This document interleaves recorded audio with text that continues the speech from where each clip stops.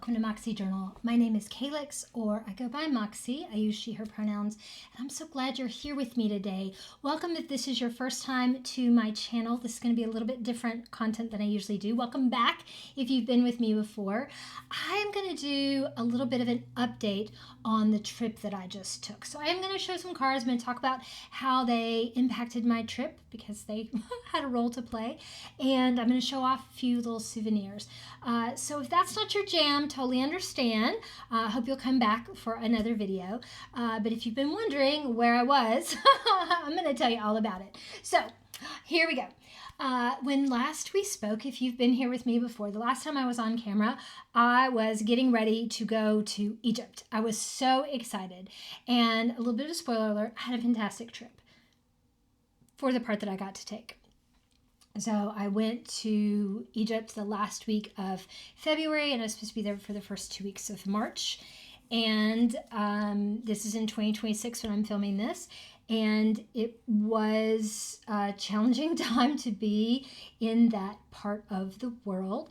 And so I'm not going to get political here. I have lots of very specific opinions, and I do share them. I am an activist in my offline world or in some other online places. But for here today, I'm just going to talk about how world events impacted my trip. So just so we know, expectation setting from the beginning.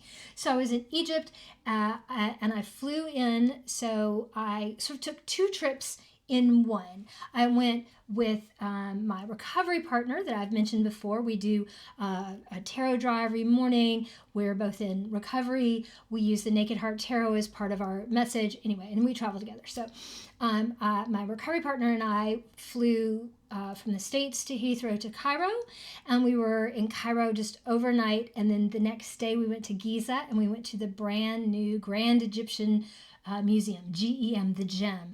And this museum, I think it's been in the works for like 10 years. It has over 100,000 exhibits. It's amazing. It's beautiful. It's spectacular. If you get a chance, go, go, go, go, go. I actually got to go twice, which was really good. So my first day I was still a little bit jet lagged because we got in at like midnight, and then we had tickets starting at 8:30 the next morning. Now the museum itself, like the displays don't open until 9, but it was great to get there at 8:30 to kind of get in and see the galleries and see Ramses II just standing there proudly. It was incredible. And then that afternoon, we flew to Sharm el-Sheikh, which is still in Egypt, but it's on the South Sinai Peninsula. It's on the Red Sea. It's a beach resort. It was amazing. And I was there for Ramadan, which is an incredible time to be in Egypt. If you ever get a chance, go. You really learn about the culture, and it's a holiday for people now. Muslims who observe, they fast all day long, and by fast they don't drink or eat or chew gum or smoke a cigarette. They don't put anything in their mouth from sunup to sundown. Luckily at the end of February, that period is shorter. I think Ramadan can be a little bit later in the year, kind of depending, and I think some years it's harder than others. Anyway, the people were amazing. I loved that part of it. And I got to learn a lot about the culture, and specifically about Ramadan, and saw a lot of the ideals, sort of, like other places in the world who celebrate religious, spiritual, value-based holidays, right? It sort of reminds you of what you believe in, so it's a little bit more upfront, and then people share it with you. So that was really fantastic. Also, apparently, it's less busy time because it's a holiday that's really based around families and things, so there aren't quite as many people at the exhibits and some of the main things.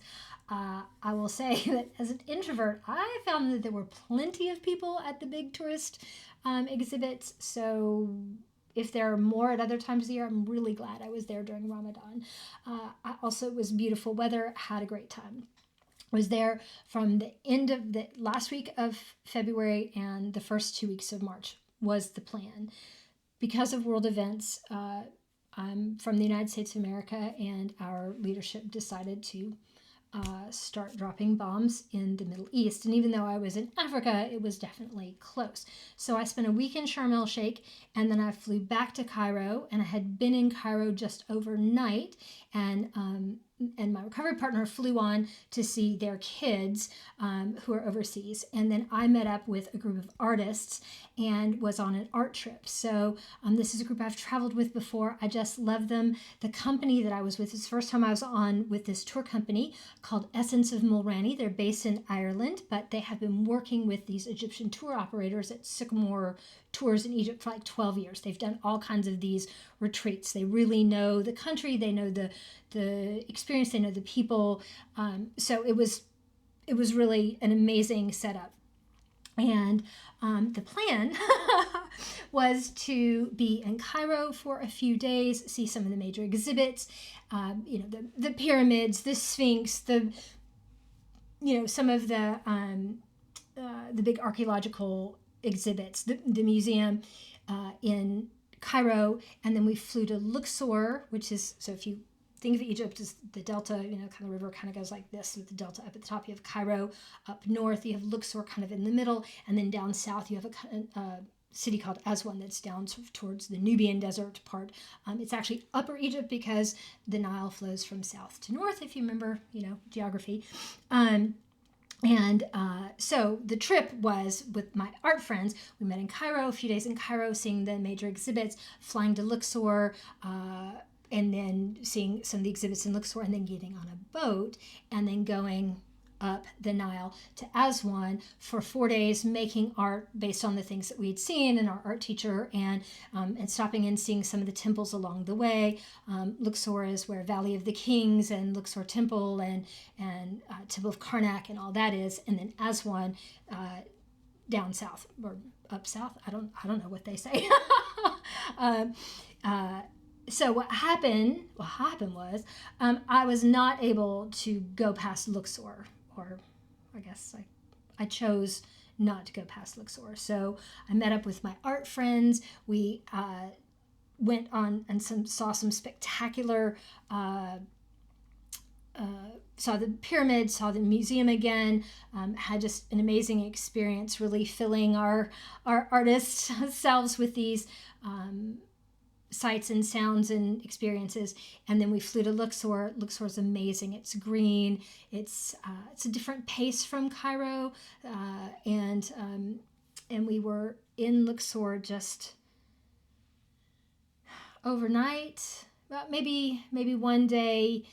And the bombs had started dropping on the Saturday, and then by Tuesday things had really escalated.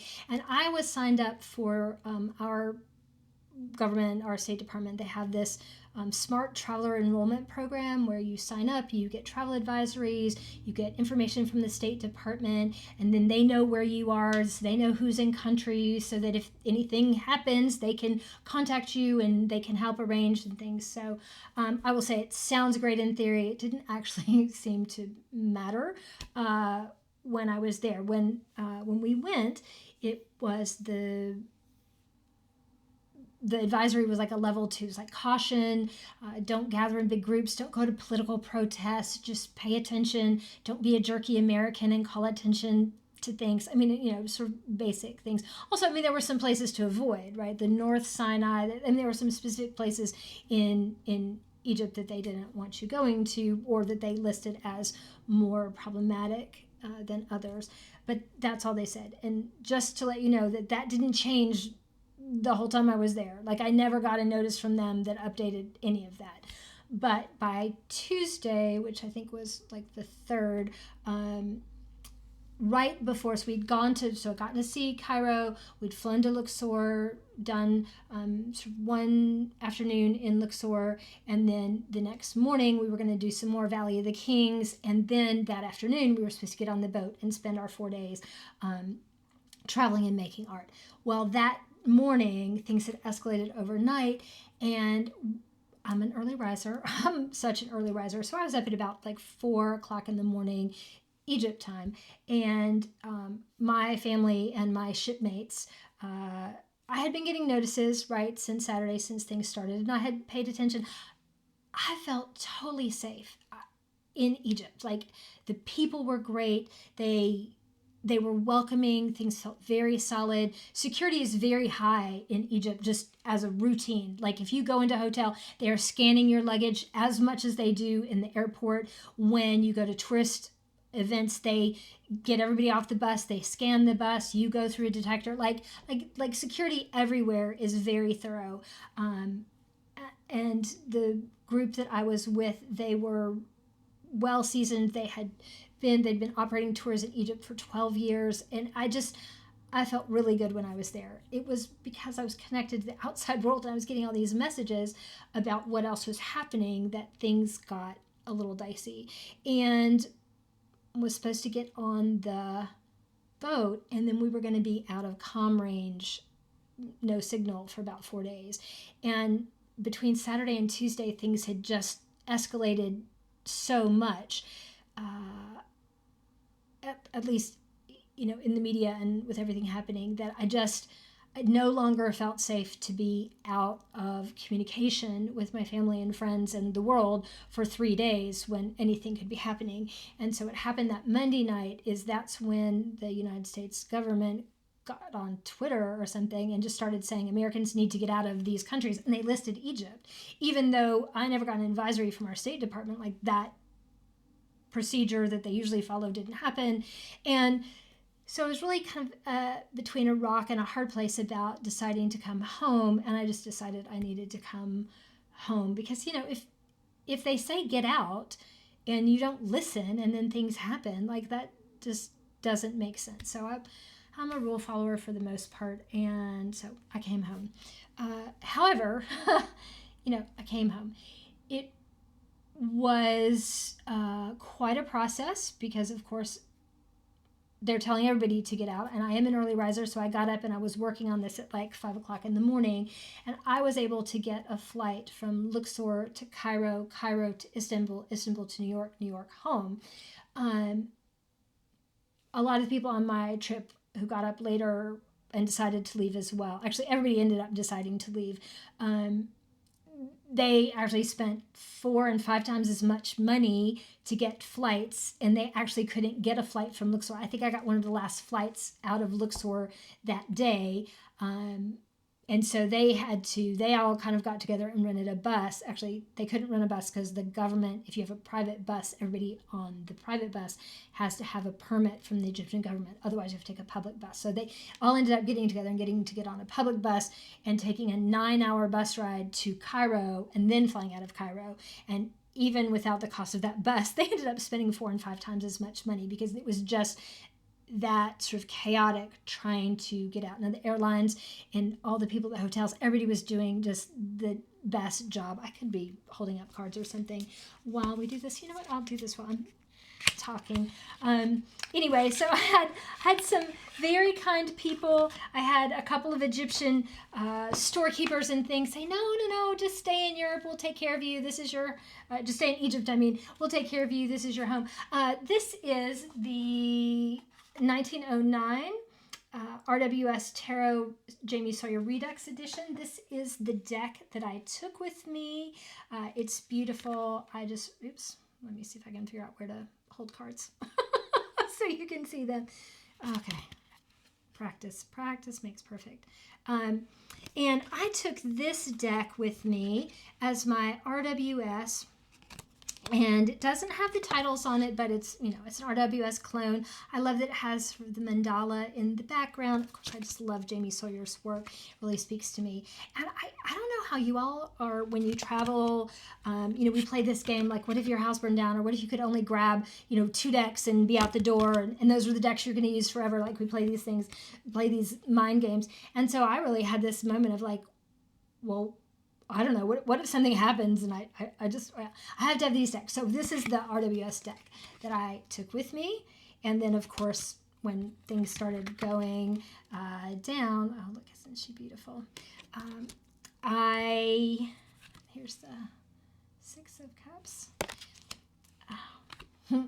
This card came up for me on the day that I was having to make a decision about whether to come home or not. I was like, oh yeah, having to make a choice when you don't have all of the information you need. this one came up. And I actually have to show you so we'll just segue. I'm going to be a little bit all over the map today. So I'm going to try and tie it into tarot. And I did take this deck with me. It's called the Egyptian Sacred Animals Oracle Deck by Silvana Alasia. This is a great deck. It has beautifully themed cards. I mean, these could be straight out of, I love this scarab, also known as Capri. Oh, look back here. This is a hand-painted alabaster statue, handmade in Luxor. Look, isn't that just perfect? This is so Capri is if I turn my head away from the microphone, maybe you can't hear me. Capri is the god of the rising sun. He's the scarab beetle who rolls the sun up the sky. And then Amun-Ra is the god of the midday, of the overall sun. So it was fun to learn all these things. These cards are beautiful. The guidebook is very helpful. It's just enough information. This is the combined crown here, and the cobra is, oops, I can't do this backwards. I don't have, whatever that geometry part of your brain where you flip things, reversal, I'm not good at it, so I'm like all over the place. But this headdress that has the cobra and the sign, this is the combined headdress. Anyway, the cobra is a sign of the royalty, of the right to rule, and also the protection. So I saw a lot of carved cobras, and I think cobras are scary as heck. But they were a really cool symbol. So these were really great cards. I mean, these were spot on. They were beautiful. And it was a really strong reader. I always say I don't read predictively. I read reflectively. I used my cards to reflect on a situation, to maybe see or open up my mind to a different idea, or maybe to remind myself of something I know.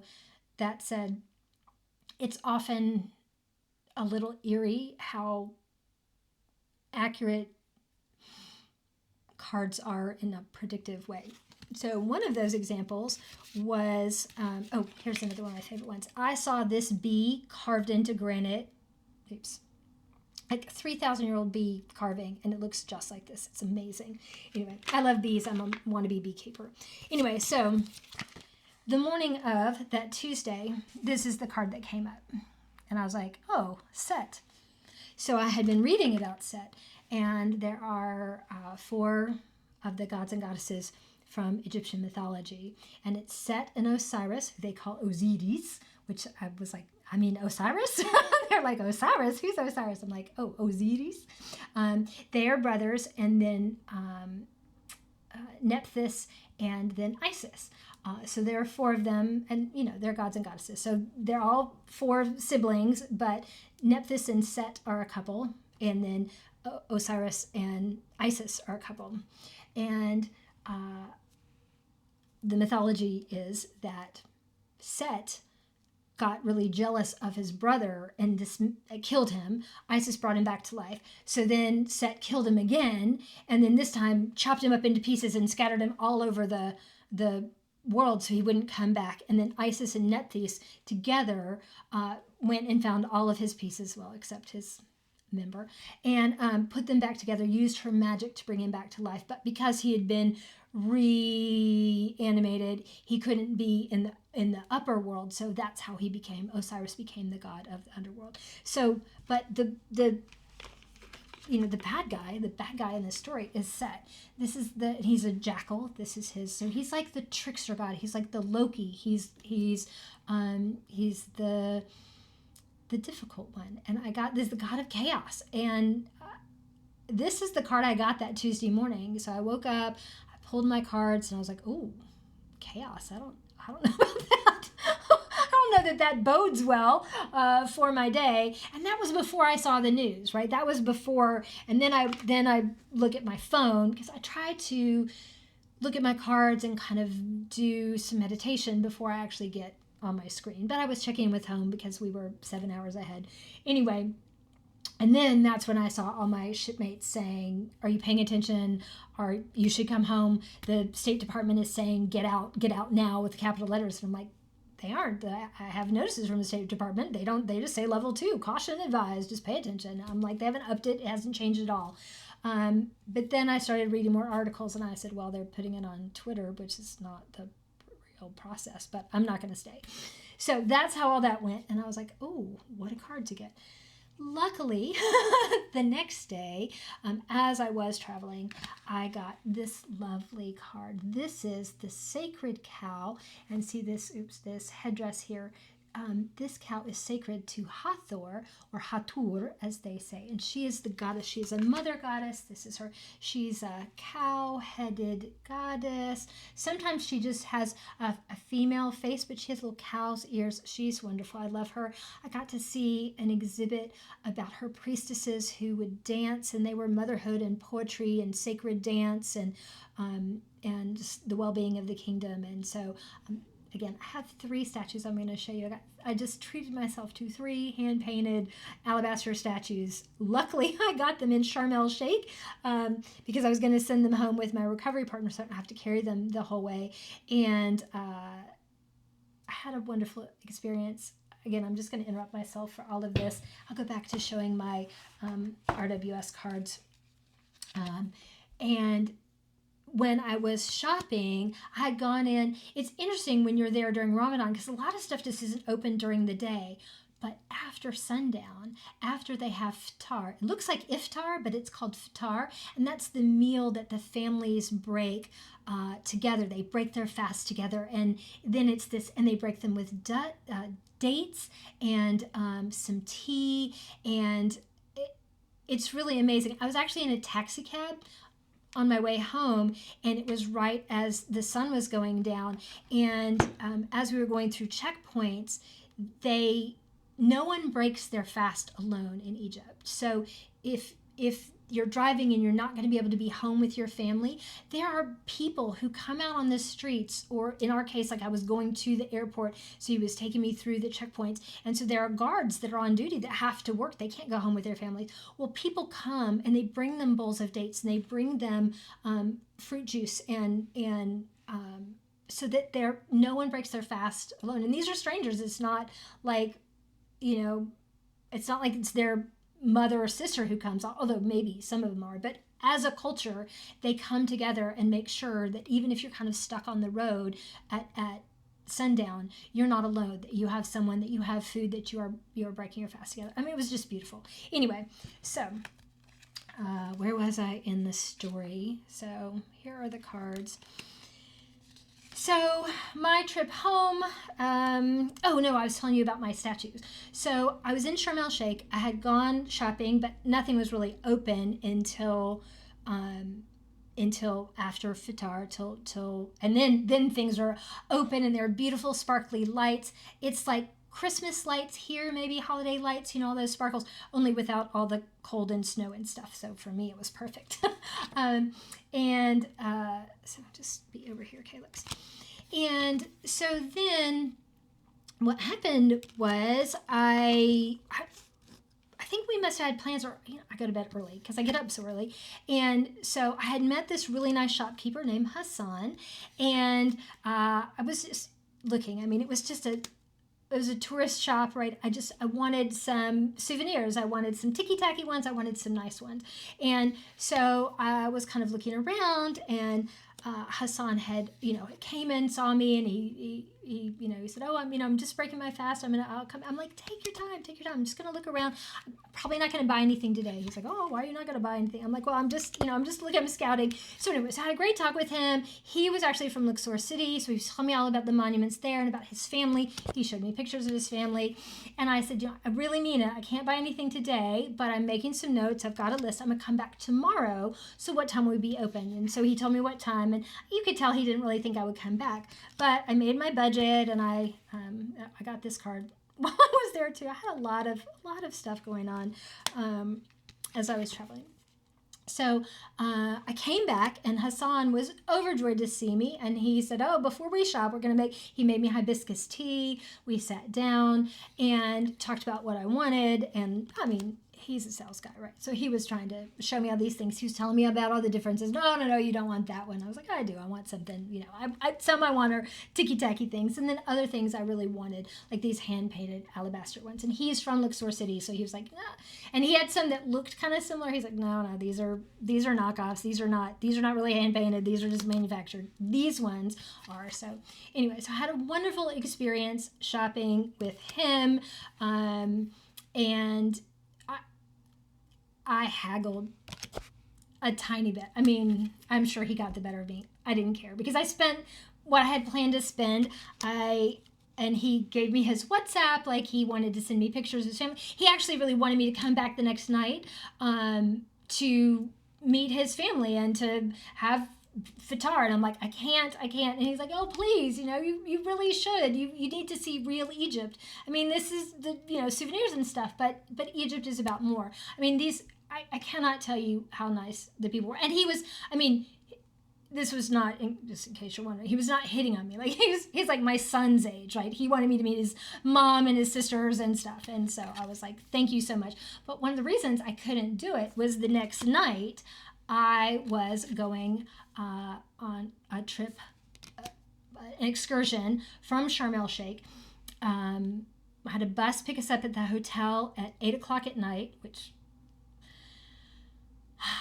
I don't do well, not getting any sleep. But this bus took us 4.5 hours into the desert to,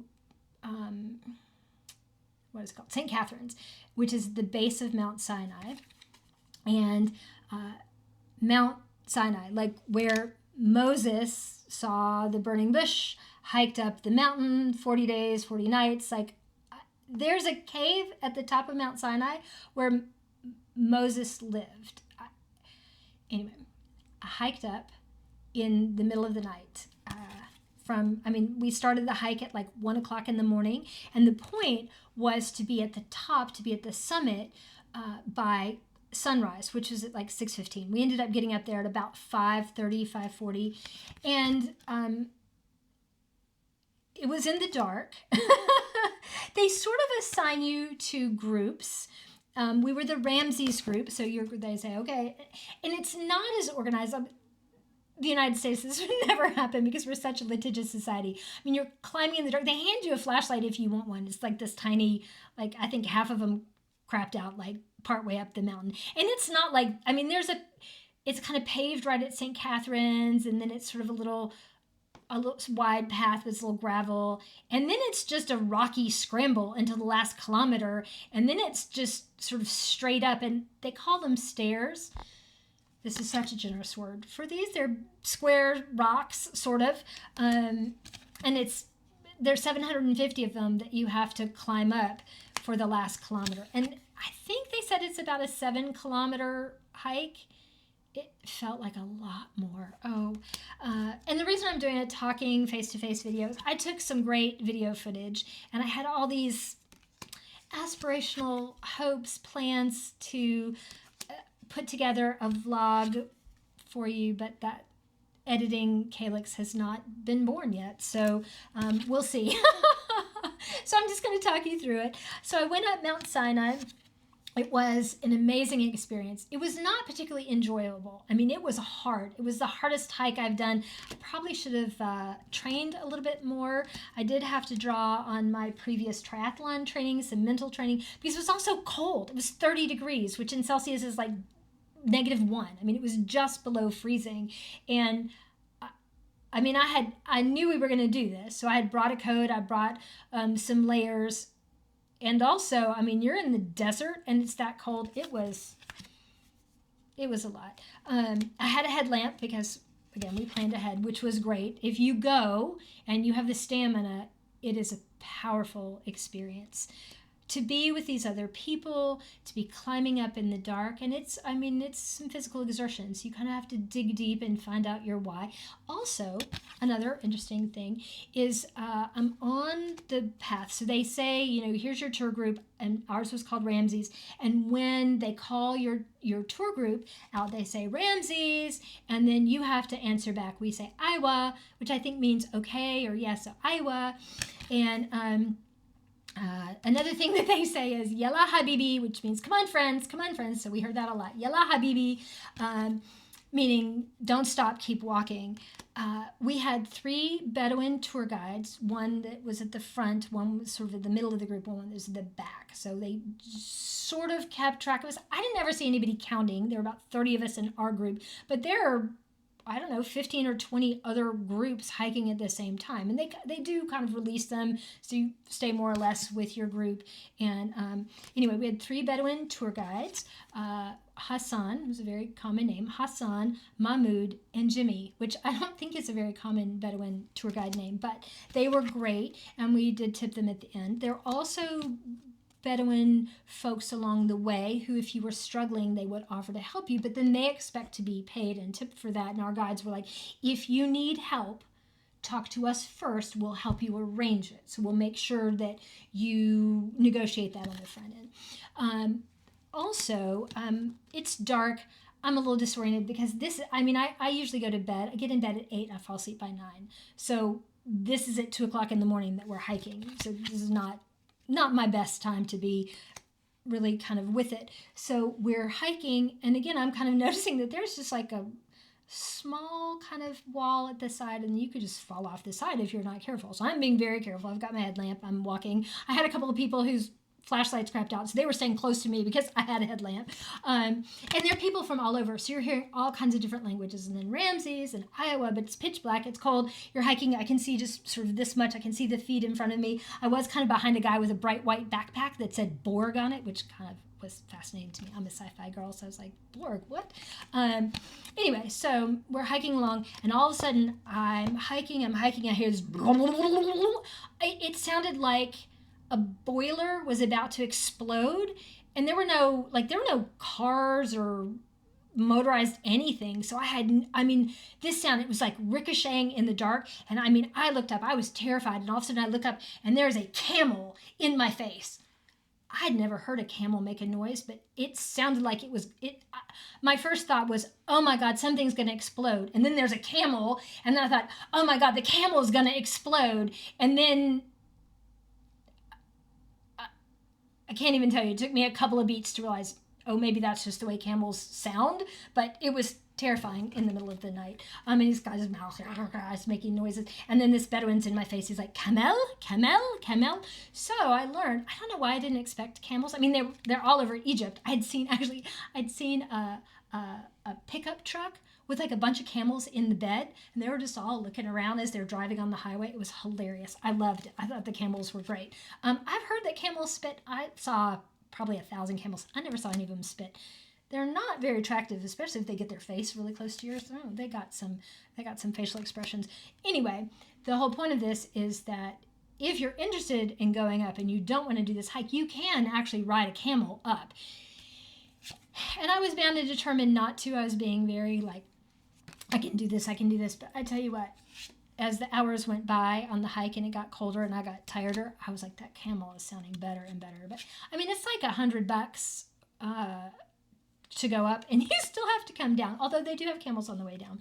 At one point, I passed a stand with like 3 camels, and the Bedouin was like, taxi stand. I thought that was kind of funny. So anyway, so that was my experience. We got up to the top, and then so the very last crest, they kind of seat you. And our group, our Jimmy, our sort of main lead Bedouin leader, he really wanted us to be in this perfect place. He thought it was the best spot for viewing. So we got up there about 5:30, which is like almost 45 minutes before the sun came up. Did I mention it's cold? We rented blankets for like, I don't know, $4 or something. And if you go, I suggest just plan on renting a blanket or 2 up at the top. We rented one to sit on and then one to wrap around. But it was cold. And then the sun came up, and the light started to happen before the sun actually came up. And we're packed in tight with all these people, but it's not like it's an amphitheater. I'm on a rock that kind of goes this way, so I'm kind of having to brace myself up on the side, whatever. the sun started coming up, and actually then you could see the people. Also, then I realized that I was like on one edge, and I looked over, and like the cliff face was right there. I mean, there was a rock, but it was about this high, and then after that it was just a sheer drop down. I was like, oh, I'm glad I did not know for the past 45 minutes that I was this close. Anyway, so the sun came up, and I cried. I mean, it was powerful. It was overwhelming. Of course, I'm tired and cold, and it didn't matter. Everything was amazing. Also, fun fact, there were kitty cats. There were dogs. Like, just up at the top, the kitty cats were kind of crawling on people. And if anybody had a snack and they were opening a crinkly package, the cat was just like, meow, meow, meow. It was hilarious. I love it. I love animals. And it was an amazing experience. It was up there as the sun came up in the world, and you're with other pilgrims, right? So everybody's really appreciative of this opportunity. And then it's time to go down. You walk down those 750 stairs, and honestly, going down was actually harder for me than coming up. I mean, it was easier breathing, and it was easier because the sun was up, so you could see. It was getting warmer because you're in the desert and the sun's coming up, but my quads and my knees, oh my goodness, the coming down. So anyway, it's a long-winded way of telling you how Mount Sinai was. And then I went to Cairo. Cairo was amazing. And then the world started getting crazy, and it was a little bit harder to pay attention. I really wanted to focus on being there. I think I started to tell you that I had a shopkeeper as I was leaving. Well, the owner of the family hotel was like, you stay here, and looks where he's like, you'll be safe. We'll take care of you. This can just be your home. And then as I flew to Cairo, and I was doing some last minute souvenir shopping because I was saving some of it because I wanted to buy some spices. I wanted to buy some essential oils. I wanted to buy some jewelry in Aswan, which is the tour guide knew some family places, knew some really good shops, and I didn't get to get there. So I was just doing a little airport shopping, and the shopkeeper at the airport, he's like, oh, why are you leaving? And I said, well, I love Egypt. I don't want to go, but I have to. My government says. He said, oh, no. Marry me, then you can just stay here in Egypt. I said, well, I don't know that my family would like that. He goes, well, my wife probably wouldn't like that either. So we laughed, but they were really nice. Anyway, so then I came home. So this is my RWS. As I was kind of saying, is that I did have moments of, I started keeping my passport and my money in my jacket on my person at all times, so that, I don't know, if something happened, I could just go. My second layer was I had a little day pack with some other things, some water, some extra things, and actually my RWS deck, I just carried it around. I'm like, I need one deck with me, actually, and I carried two. I left so I took 4 decks with me. I took my ISIS cards, and I did take these big ones because I didn't have a pocket edition. I didn't know about a pocket edition when I first got them. I took my Egyptian sacred animals, but I left these in the room. But on my person, in my day pack, I started carrying my RWS, my Jamie Sawyer Redux, and my little Coastal Curiosities. This is a pocket oracle deck that I love. It's actually really great for travel. I get really good messages. It's interesting because sometimes these cards are really great at clarifying for me, but sometimes they're not. Sometimes they're much better if I pull this first, and that's sort of my focal point, and then I do my tarot around it. So it's interesting to me that the kind of caliber of that, but it's a great deck. I love having this on me. So I kept those in my day pack, and then I had a backpack that was my underseat bag on the plane, and I kept that so that my day pack, if I got a chance to get back to the hotel and grab my backpack, I just took my day pack in my backpack and go. And then my last and final bit was my roller bag, which if I could carry everything, I would do. And I mean, and maybe it's just because I was in the military, but I had all of this triaged at every second. So I kept things ready to go so that it, 4 o'clock that morning when I decided to go, I mean, I could have been at the airport if I'd gotten a flight. I could have been at the airport by, on a plane at 6:30 or 7. That didn't happen. I couldn't get a flight out till that night. I flew home, and it was a 40-ish hour trip once I actually got on the way. So I had 12 hours to wait before I could get my flight, and then once I started traveling, it was 40 hours to get back. I flew Luxor to Cairo to Istanbul in the middle of the night, and then Istanbul to JFK in New York, and then home. And it was a little hard. It was probably harder on my family because, what should I flip through? I'll flip through these Egyptian sacred animals. I already showed some of them. Our cow, I love her set. I'm going to pay attention to him. I think because I had gotten this card and the Two of Swords, that when it came up, I think maybe I just had the mindset. I'm like, okay, well, makes sense. This is chaotic. I'm not going to get all the information. I just have to make the best decision anyway. So my cards really helped me. And then Hathor, I was so glad to get her for when I actually started traveling. I felt like I had some protection and that things would be okay. So as I traveled, my family, knew that I was there. I didn't find out about the missile that had been intercepted over Turkish airspace that I was flying through at the time. I didn't find out about that till we landed in New York, which is probably good. My family knew about it. And I mean, it was fine. The airlines were amazing. Everybody was just really terrific. So I wish I had gotten to stay. But I think I made the right decision for things. Look at these cards, you all. These cards are amazing. And these hieroglyphics are incredible. I mean, I saw thousands of hieroglyphics carved in columns. And I guess, I don't know, maybe I thought they'd be a little different because I've studied this. I'm such a nerd. I loved it my whole life. But then to be there, I touched a stone. Maybe it's because I'm an American and, we have this young country. I mean, we have rocks, and of course our first peoples have this connection to the land. And so we have rocks that are as old as anybody else has rocks for. And, we found dinosaur skeletons and things like that.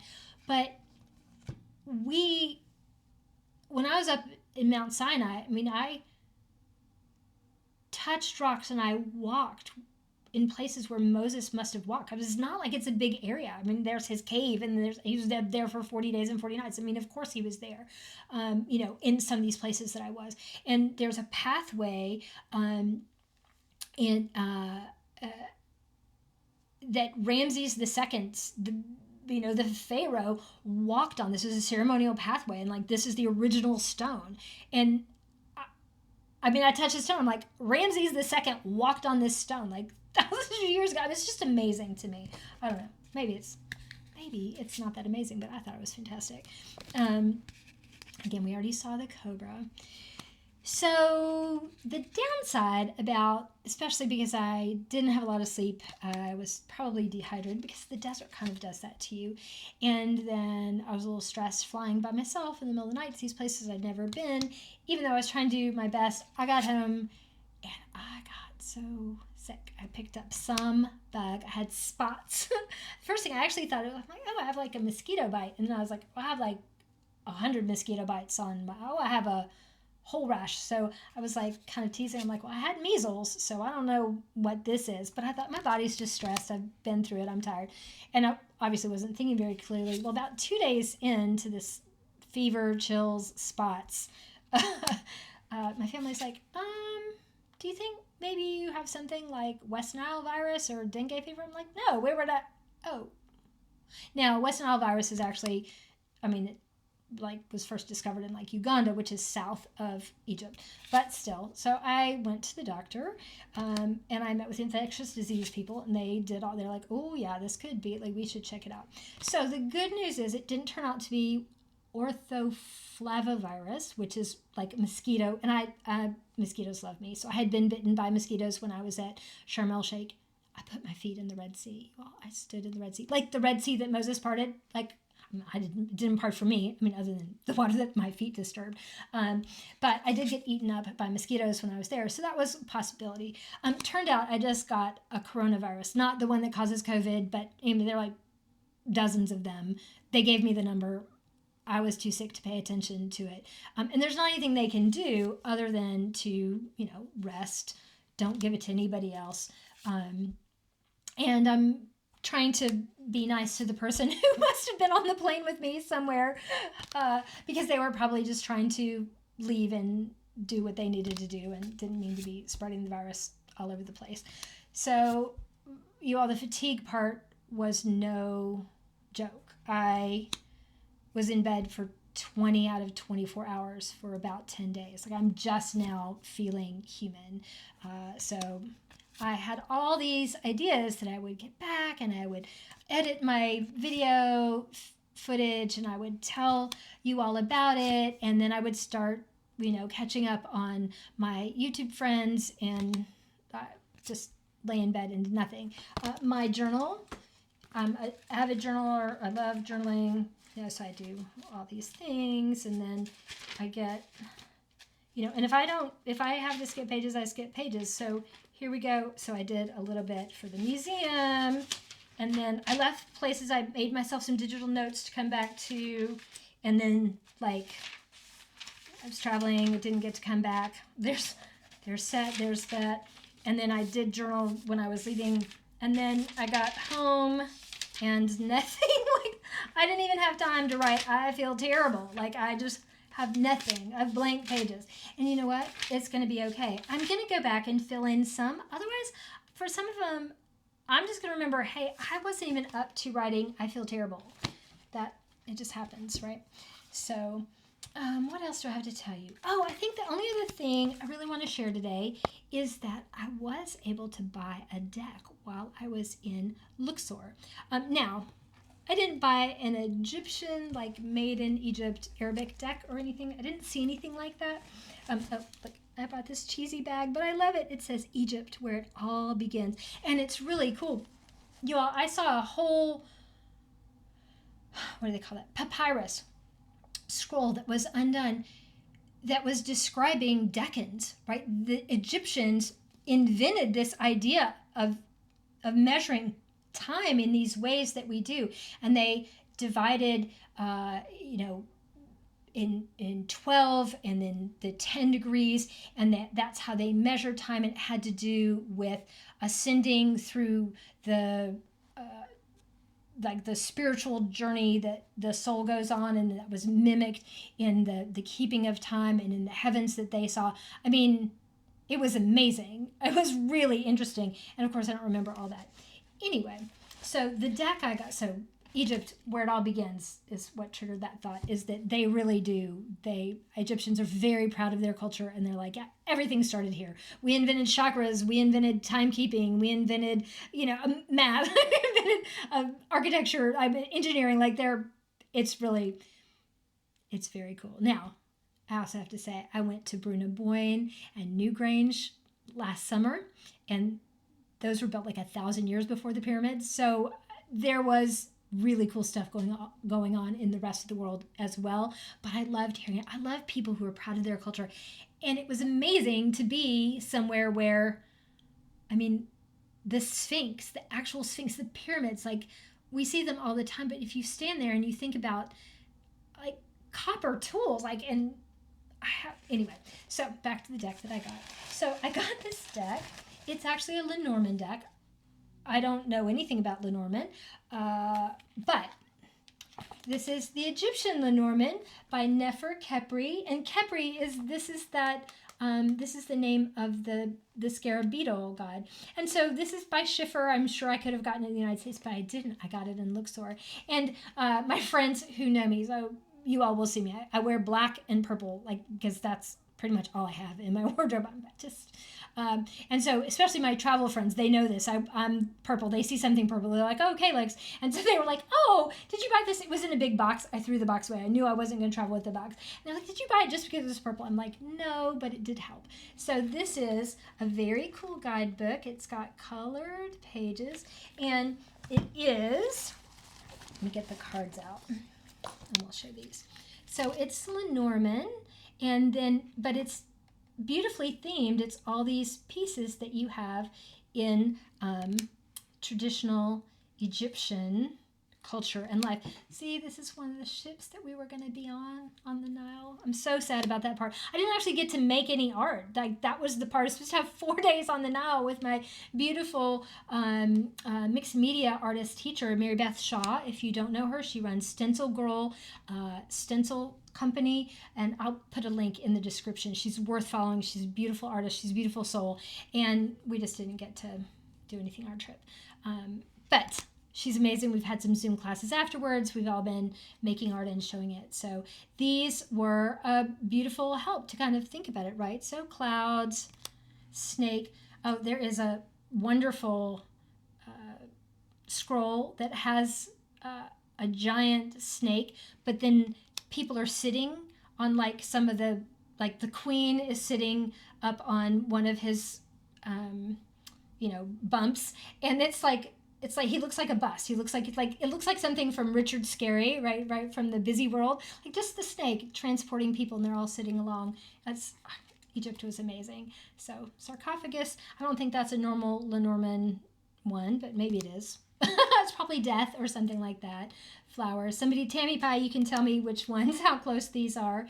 But I thought they were beautiful. They were bright colors. And I thought if I ever learn Lenormand, then I can do these. But I thought that they were fun just to have the bright colors to put in my journal. I also got them at this great bookstore, which is, it's called Aboudi. And I saved the bag.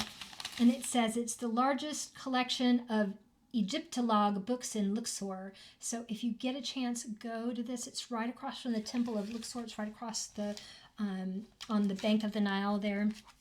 And I crossed the Nile. I flew over it. I drove on a bridge over it. I got in a little water taxi and I boated over it. It was amazing. I know some people are like, it's just a river, but I'm like, it's the Nile. It's the river that you learned about in history class. I'm such a nerd. I'm such a fangirl. So anyway, I guess that's all. It's probably way too much, way more than you wanted to know. But I had a tremendous time. I loved it. I want to go back. I had a really powerful personal experience at the Temple of Karnak. So I'll tell you this last thing, and then I promise I'll sign off. It's like the Southern Goodbye. If y'all don't know about that, I'm very good at the Southern Goodbye. The Southern part, not the goodbye part.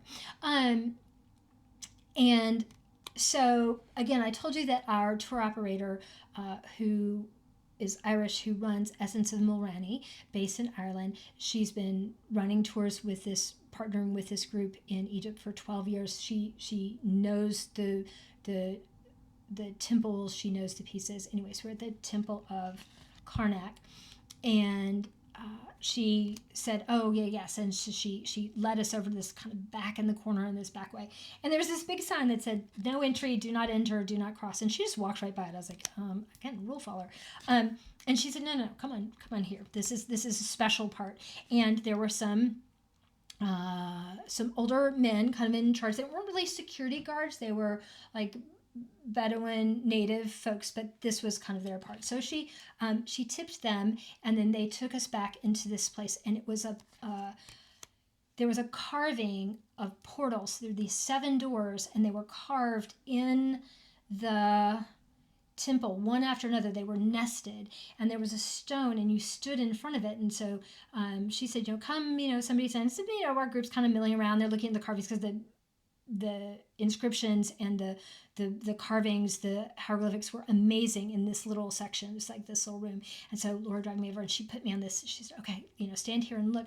And so the point was you stood there and you meditated, and the portal, if you look at it, it sort of starts to vibrate and you can feel it. And you're in this kind of enclosed area, and you're in a temple, and thousands of people stood here, and who knows. It was really interesting. I mean, visually, everything started to vibrate a little bit, and I was breathing, and I kind of forgot about the people behind me. And so, but I was mindful. Like, I took a few breaths, and then I kind of moved on. I was like, oh, that was kind of cool. Yeah, I mean, I don't really know what's going on, but it was kind of cool. And then the Bedouin guy led me to the other side. So it's like a room, and then on the other side, there's another room, and there's like this hallway on this side. It's all open air, right? It's in this temple. And so he leads me over to the other side, and he takes me up to the wall, and he, again, you kind of place your feet on this rock. And so I'm just standing there looking, and he takes the back of my head, he presses it up against the edge of the temple, and he puts his hands on my hands, he places them on either side. And then I don't know if he said breathe and be or breathe and pray, but he kind of pressed, and then he stood back. And so I thought, okay, I'm here, and my vision is still a little bit shining from looking at these portals and meditating. And the minute my head touched the stone, it felt like I was breathing with the rock. Now I get that rocks don't breathe. It was really cool. Had this moment of just being really anchored, being really open, being really grateful, and then like feeling drawn up out of myself. It was like the more I tried to ground and just be present to the moment, the more I felt kind of pulled up and out. Again, I was mindful that there were other people that wanted this experience, but I looked up the wall, and right above me, the carving is like this helix, these two twined pieces, and later I was told it's like the tree of life, and then there are these ankhs and these carvings, and they're like being lifted up. So that's kind of the point, is to stand there and kind of get in space, and get in the mental space of being open, and then it's supposed to lift you into a sort of higher spiritual understanding or realm. I mean, I didn't know that kind of before. I mean, I was just listening to this guy pressing my head against it, but it was really an amazing experience. And the tour guide was saying, these temples, I mean, yes, they're granite, yes, they're carved in stone, but the ancient Egyptians saw them as living, as being, as this was a growing place. It wasn't just this static, old, stopped place. That the temples, the practices changed, that you came and you interacted with the temple, that was kind of part of it. And so I weirdly did that. Now, I didn't hear any voices, I didn't see any beings, I didn't have anything like that, but I just felt really connected and in the moment, and it was wonderful. And if you ever get a chance to go. I'm going to go back as soon as I can, because I just, and I loved this. Look at this, the ibis. Can I get it? Isn't that fun? The moon. All right, so Southern goodbye. I've told you enough after I've said goodbye. Thank you so much for being here. This is my update. I have a list of VRs. I've been trying to come back and leave comments and catch up on my friends, but if I haven't gotten to comment or catch up on your video, please know I'm doing it as fast as I can. I hope you have a great rest of the day. I look forward to catching up and hearing what everybody has been up to. And if you're not a creator and don't make videos, do leave me a comment and tell me what you've been up to. Tell me if you've been to Egypt. Tell me if I missed something so I can put it on my list for when I go back. I would love that. All right. Thank you so much. I'll see you in the next one.